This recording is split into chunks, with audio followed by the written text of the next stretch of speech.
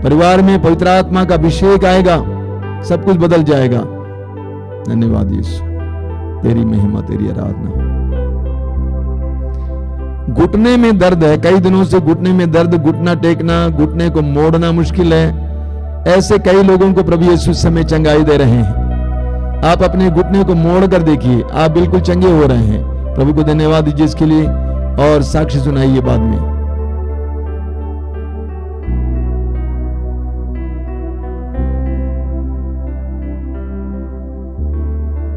अभी तुरंत परम प्रसाद की आशीष है, उससे पहले मैं आपको सूचनाएं देना चाहता हूं। सबसे पहली सूचना यह है, रोज सुबह 5 बजे रोज की रोटी का कार्यक्रम जरूर भाग लेंगे। उसमें 6:30 बजे मिस्सा बलिदान, दोपहर को 3 बजे करुणा माला, रात को कृपा धारा आराधना।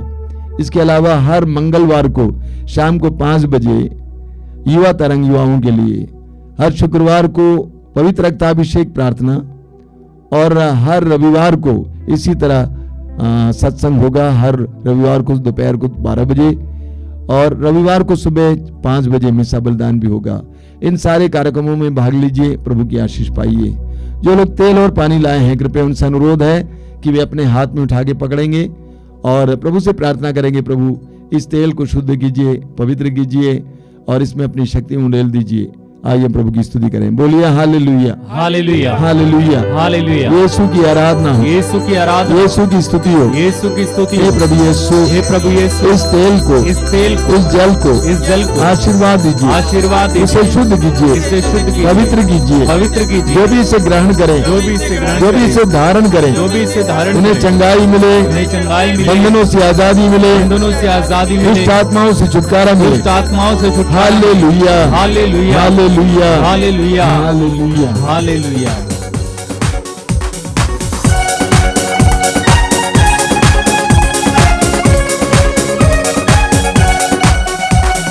धन्यवाद प्रभु जी, धन्यवाद प्रभु जी, धन्यवाद प्रभु जी, धन्यवाद प्रभु जी। उसने हमारे जीवन में आशा जगाई है। आओ सब जन मिलकर गाएं, धन्यवाद प्रभु जी, धन्यवाद प्रभु जी, धन्यवाद प्रभु जी, धन्यवाद प्रभु जी, धन्यवाद प्रभु जी। सारे पापों को क्षमा किया, दुर्बलताओं को दूर किया। सारे पापों को क्षमा किया, दुर्बलताओं को दूर किया। शांति देकर आत्मा में अनुकंपा से संभालिया। शांति देकर आत्मा को अनुकंपा से संभालिया। उसने हमारे जीवन में प्रेम दिखाया है। आओ सब जन मिलकर गाएं, धन्यवाद प्रभु जी, धन्यवाद प्रभु जी, धन्यवाद प्रभु जी, धन्यवाद प्रभु जी, धन्यवाद प्रभु जी।